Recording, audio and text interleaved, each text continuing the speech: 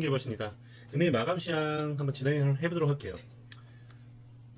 변동성이 정말 극에 달하는 한 주가 아니었나 생각을 하고요.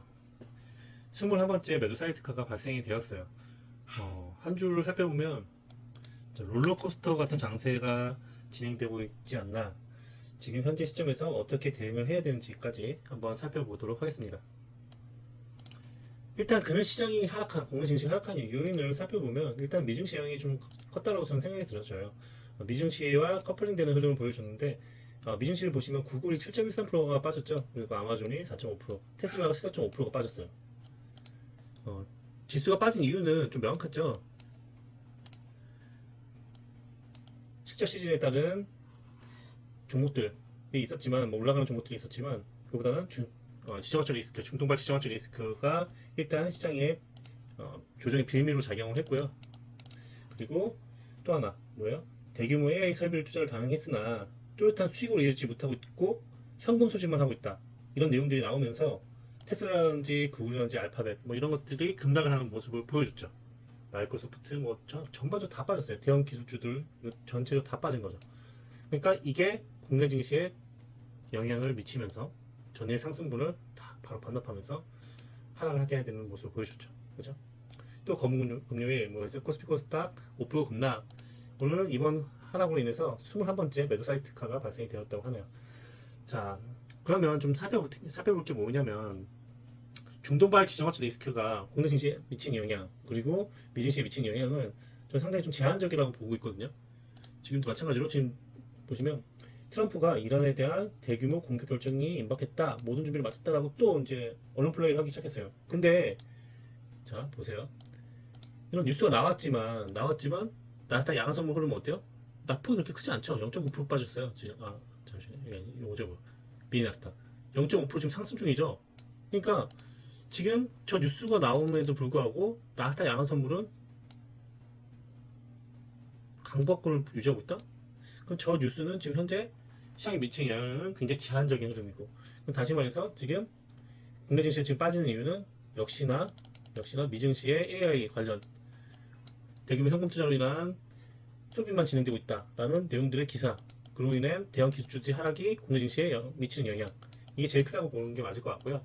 그로 인해서 오늘 삼성전자, SK하이닉스를 필두로 또 대형 반도체주를 필두로 또 종목들이 다 밀리기 시작했죠. 근데 제가 지난번에 말씀드렸죠.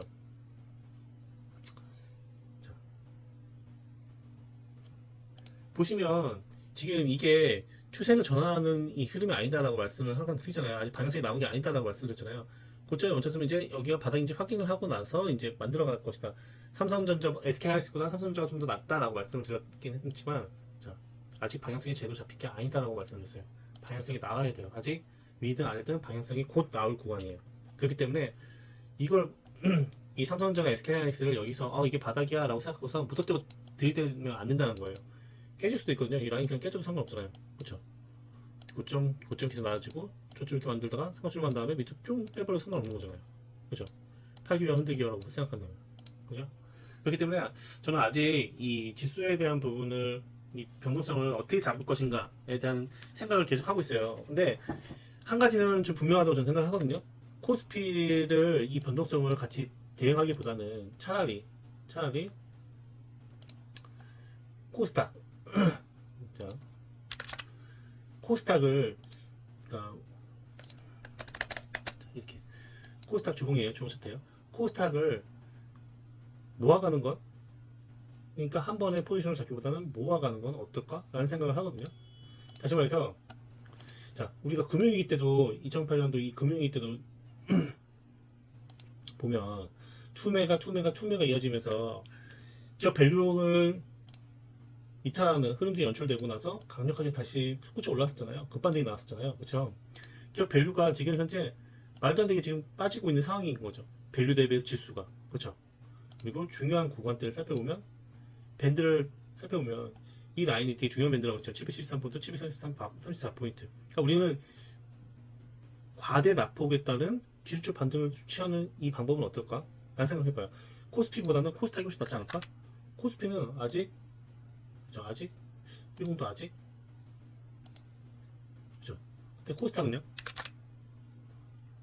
주봉을 보면 RSI 지표는 벌써 과매도 건네. 특히 잠시만요.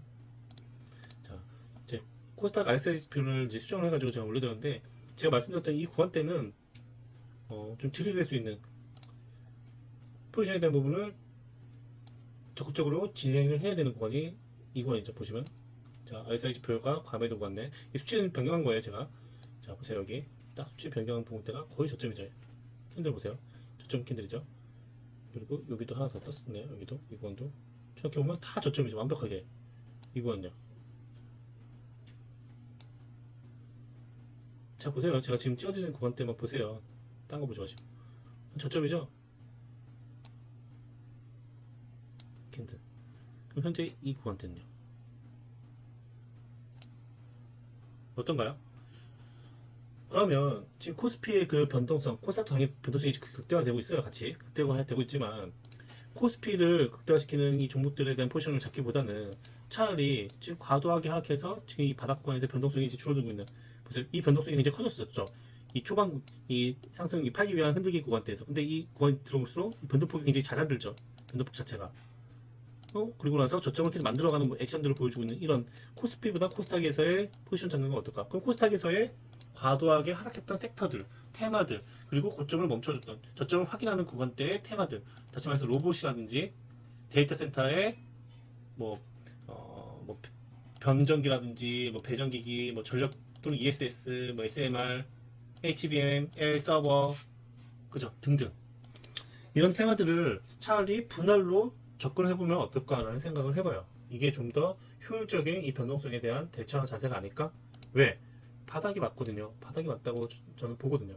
코스닥은 지금 특히 월봉도 말씀드렸다시피 지금 과도하게 이 하락한 이 구간 내에서의 포지션은 정말 좋은 메리트 있는 이번 달은 이 믿고 있는 저 740포인트 밑에는 다 무조건 강매수라고 보거든요. 근데 코스피는 틀려요. 코스피는 틀리다고요. 코스피는 틀려요. 지금 고점 신호 이후에 흔들게 나올 수 있겠지만 코스피보다 코스닥이 좀 더 저는 유효하지 않을까. 그렇죠? 그래서 이 변동성에는 코스피보다 코스닥을 좀 더 적극적으로 대응해야 되지 않나라는 생각을 해보고, 지금 오늘 금요일 이제 추이를 보시면 외인들이 계속 팔면서 코스피도 그렇고 코스닥도 그렇고 팔면서 마감을 했어요. 그러니까 월요일장은 조금 더 밀릴 가능성에 대한 부분을 염두에 두고선 저는 포지션에 대한 대응을 필요하지 않나라는 생각에서, 금요일 저희 뭐 스타팅 같은 경우에는 추가로 물량 포지션 잡지는 않았어요. 월요일날 잡는 게 좀 더 유효하고, 주말 사이에 이슈들이 있기 때문에 그 주말 사이 이슈들을 충분히 체크하고선 포지션 대응을 하는 게 맞지 않나라는 생각을 해서 주말 사이까지는 체크를 해보려고 하고 있습니다. 그리고 저는 월요일부터는 만약 주가가 좀 더 밀림이 나온다고 하면 적극적으로 코스닥 종목들에 대한 포지션에 대한 부분을 집중적으로 좀 매수 포지션 시그널을 드릴 예정이에요. 그렇죠? 자, 아까 또 말씀드렸다시피 로봇 관련 종목들 어떤가요? 저는 굉장히 좋다고 보거든요. 지금 빠지고 있는 과정 중에, 고점이 멈추고 나서 빠지는 과정 중에, 레인보우 로보틱스 같은 경우에 저는 만약에 이 종목이 월요일날 한 번 더 들어온다면 저는 이런 자리 밑에 이 가격대 이 구간대 들어오면 강매 선점으로 포지션을 한번 잡아볼 수 있을 것 같아요. 분할로 로보틱스는요 다 좋죠. 저는 로보틱스도 괜찮고 다 괜찮다고 보거든요. 그래서 아까도 처음 말씀드렸다시피 뭐 TPC 로보틱스 이런 것들도 마찬가지죠. 바닥권 다시 들어오면 쫄지 말아야 되는 구간, 이 변동성에 흠칫 놀라는 부분은 당연히 있겠죠. 변동성이 계속 나오니까. 근데 그 변동성에 맞춰서 매집에 대한 부분을 같이 진행해보면 어떨까? 코스닥에 대한 종목들을 매집을 해보는 건 어떨까? 나도 단기 투자처럼 포지션에 대한, 그러니까 개인 투자들이 하는 것처럼 하지 말고 기관들이나 아니면 이렇게 IB들이 하는 것처럼 지금 저평가되어 있는 종목들에 대한 섹터 테마들을 분할로 접근해보는 건 어떨까라는 생각을 해봅니다. 그렇게 해보면 좋지 않을까요? 근데 뭐 이제 TPC 로보틱스 지난번에 제 탑픽3 종목에서 말씀드렸을 때 이런 구간에서 말씀드렸잖아요. 슈팅이 나올 것이다. 이런 거 기업자리 과도하게 하락했고 지금 섹터 테마 섹터에 대한 속순환이 분명히 진행될 것이고, 고점 대비에 산업폭 나왔고 밸류 가치가 틀어진 게 아니다 라고 말씀드렸잖아요. 그리고 사고 팔고 또 다시 내면 또 사고 팔고, 그렇죠? 그리고 샀는데 또 밀려 분할로 접근, 좀 더 분할 매수, 다시 올라갈 때 매도. 어떤가요? 이런 게 좀 더 지금 이 변동성을 대응하는 자세가 아닐까라는 생각을 해보고요. 어려운 장이에요. 정말 어려운 장인데, 어려운 장에서도 그냥 손 놓고 그냥 시장을 바라보기보다는 이 시장에서 어떻게 대처해 나갈 수 있는지 방법을 계속 지속적으로 찾아가는 게 중요하지 않나라는 생각을 해봅니다. 그리고 오늘 말씀드렸던 지금 최근 제가 좀 탑픽3 종목들을 말씀드렸지만 3 종목들 보시면 이 변동성에서도 충분히 수익이 나오고 있는 종목들이 꽤 많죠. 이유는 마찬가지라고 말씀드릴 수 있을 것 같아요. 그러니까 이 변동성에 맞춰서 그 시장에 대응을 해야 되는 거거든요. 그 시장이 지금 흐름이 어떤 식으로 나오는지, 그 시장에 대한 종목의 트렌드가 바뀌고 있고 테마들이 바뀌고 있기 때문에 그 트렌드에 맞춰서 종목을 빠르게 내가 학습을 하고 대응을 해야 되는 게 현재 시점이 아닌가라는 생각을 하고요. 그에 맞춰서 탑픽3 종목들도 포지션에 대한 부분을 말씀을 드리고 있는 게 있기 때문에 탑픽3 종목도 좀 집중해서 잘 보시면서 지금 시장 드리는 부분 한번 잘 생각해 보시면 좋을 것 같아요. 어떻게 대응을 해야 되는지, 대처를 해야 되는지. 자, 오늘 금요일장인데요. 좀 변동성이 커가지고선 또 하락 매도 사이트가 발생되니까 또 스트레스로 또 주말간 또 아무것도 안 하고 뭐 스트레스 받지 마시고요. 주말에는 리프레시 하세요. 또 산책도 가시고 이제 비도 좀 그친 것 같은데 산책도 하시고 좀 마음의 평안을 갖기 위한 준비를 하시면 좋을 것 같고요. 또 월요일날 다음 주 월요일날 또 치열하게 한번 싸워보자고요. 시장과 아셨죠? 뭐 궁금하신 점 있으시면 저희 고정 댓글란에 내용 확인 남겨주시면 저희가 답변 드리니까요. 고정 댓글란 꼭 체크해 주시면 좋을 것 같고요. 네, 이상 수행 길버셨습니다.